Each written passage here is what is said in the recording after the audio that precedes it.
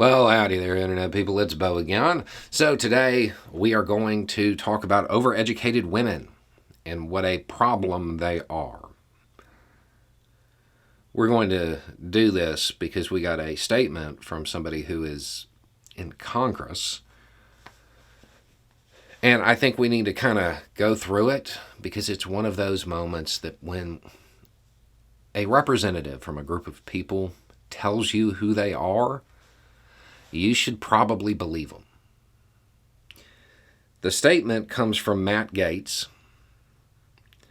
How many of the women rallying against overturning Roe are overeducated, underloved millennials who sadly returned from protest to a lonely microwave dinner with their cats and no Bumble matches?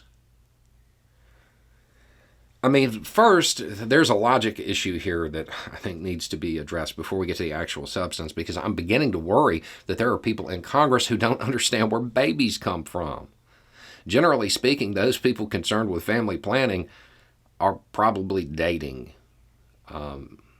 It would be odd for, anyway. Then we get into the actual idea here. And it's the same thing that's present in a lot of Republican talking points anytime education comes up. And that's that it's bad. Overeducated. Overeducated. Really kind of let that sink in. What exactly does that mean? What does it mean to be too educated? I've never met anybody in my entire life that was too educated. It's never been something that has occurred. Generally, those people who are super educated, especially if they can also apply it, they're pretty successful people. But that's kind of the point, isn't it? Because the Republican Party doesn't want educated people. They don't want successful people. They want compliant people. They love the uneducated. They want those people who aren't bright enough to figure out that they're lying. They want them easy to manipulate and easy to control. And this goes through all of the education talking points, everything that they want. Don't teach history. Don't teach critical thinking. No foreign languages.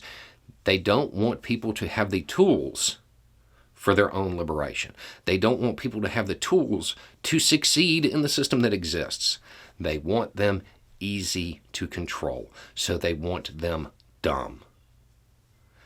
It isn't the first time we've heard this particular talking point, this particular idea that education is bad from the Republican Party. It's constantly present because it's a core thing that they need for the Republican Party to succeed as it exists. They need their voters ignorant. If they become educated, most times they step away from the Republican Party.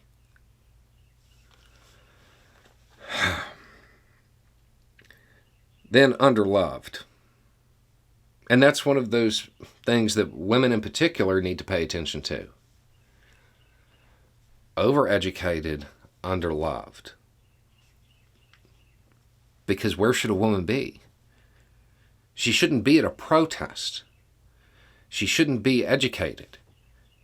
She shouldn't be civically involved. She shouldn't be getting an education. She should be, where does he return her to? The kitchen. It's not a stretch. It's a constant theme. Barefoot and pregnant in the kitchen. That's really what we're saying here. That's what's in this. And it's not a mistake. It runs throughout all of the talking points. It runs throughout the Republican Party. Women are supposed to be at home. And this feeds right into the real reasoning behind the desire to overturn Roe. Because it's never been about their stated talking points. We can show this by the rates that occur in heavily Republican areas. That they don't deviate that much from anywhere else. It is what it is.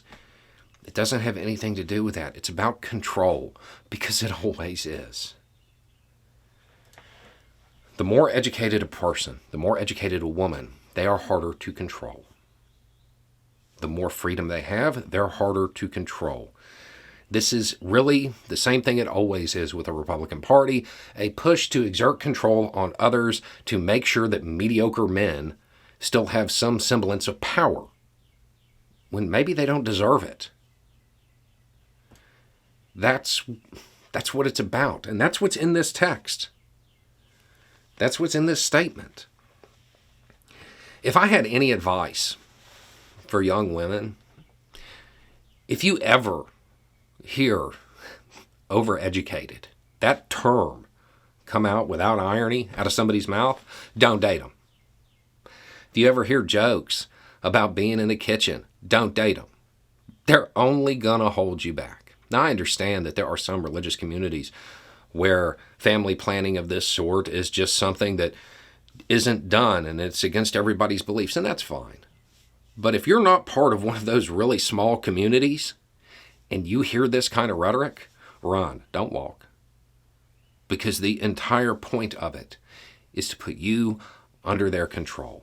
And anybody who wants to control you is just scared that you're going to do better than them. And they're probably right. This rhetoric, all it does is hold the U.S. back. These ideas, all it does is hold the U.S. back. If you're somebody who wants to make America great again, why would you want to relegate half of the population to the kitchen? Because it's the only way you'll be on top, right? You got to take out the competition. Rather than focusing on controlling other people, focusing on becoming overeducated by your standards. Focusing on bettering yourself is probably a better route. You can't actually maintain control this way either. Those days are gone.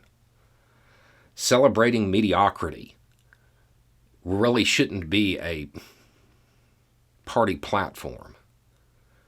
But it's not even celebrating it. It's passing legislation to make sure to force people into roles that they don't want to be in, that they could easily escape if they chose.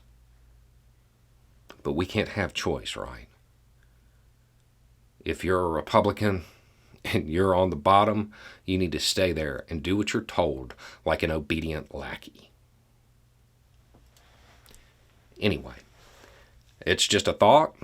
Y'all have a good day.